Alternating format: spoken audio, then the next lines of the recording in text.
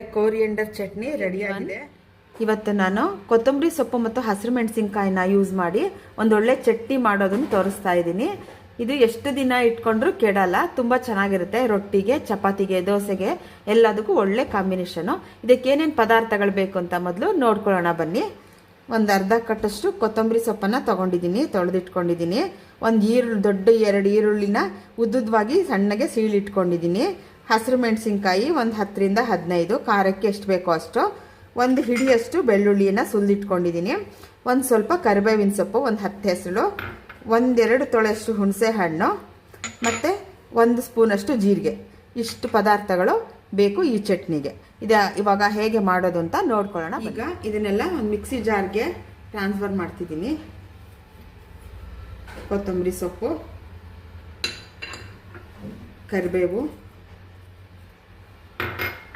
ಬೆಳ್ಳುಳ್ಳಿ, ಹಸಿರು ಮೆಣಸಿನ್ಕಾಯಿ, ಹುಣಸೆ ಹಣ್ಣು, ರುಚಿಗೆ ತಕ್ಕಷ್ಟು ಉಪ್ಪು. ಇವಾಗ ಇಷ್ಟನ್ನು ಸ್ವಲ್ಪ ನೀರು ಹಾಕಿ ನುಣ್ಣಗೆ, ಜೀರಿಗೆ ಇಷ್ಟನ್ನು ಸ್ವಲ್ಪ ನೀರು ಹಾಕಿ ನುಣ್ಣಗೆ ರುಬ್ಕೋಬೇಕು.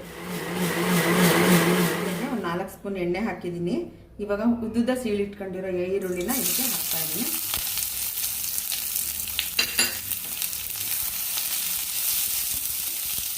ಇದು ಚೆನ್ನಾಗಿ ಗೋಲ್ಡನ್ ಬ್ರೌನ್ ಆಗೋ ತನಕ ಫ್ರೈ ಮಾಡಬೇಕು.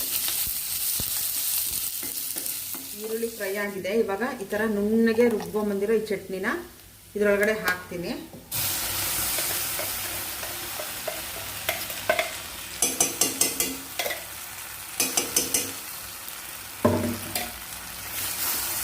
ಚೆನ್ನಾಗಿ ಹಸಿ ವಾಸನೆ ಹೋಗೋವರೆಗೂ ಇದನ್ನು ಬಾಡಿಸಿದ್ರೆ ಎಷ್ಟು ದಿನ ಆದ್ರೂ ಇರುತ್ತೆ. ನಾನೀಗ ಇದನ್ನು ಗ್ಲಾಸ್ ಕಂಟೈನರಲ್ಲಿ ಸ್ಟೋರ್ ಮಾಡ್ಕೊಂಡು ಇಟ್ಕೊಳ್ತೀನಿ. ಇದೇ ಥರ ತುಂಬ ಥರ ವೆರೈಟಿ ಚಟ್ನಿಗಳನ್ನು ಮಾಡಿ ಹಾಕಬೇಕು ಅಂತ ಅಂದ್ಕೊಳ್ತಾ ಇದ್ದೀನಿ. ಅದಕ್ಕೆ ನಿಮ್ಮ ಸಪೋರ್ಟ್ ಬೇಕು. ಖಂಡಿತ ಎಲ್ಲರೂ ವಿಡಿಯೋನ ಲೈಕ್ ಮಾಡಿ, ಶೇರ್ ಮಾಡಿ, ಸಬ್ಸ್ಕ್ರೈಬ್ ಮಾಡಿ, ಪಕ್ಕದಲ್ಲಿರೋ ಬೆಲ್ ಐಕನ್ನ ಕ್ಲಿಕ್ ಮಾಡಿ. ನೋಡಿ, ಚಟ್ನಿ ರೆಡಿ ಆಯಿತು. ಕೋರಿಯಂಡರ್ ಚಟ್ನಿ ರೆಡಿಯಾಗಿದೆ.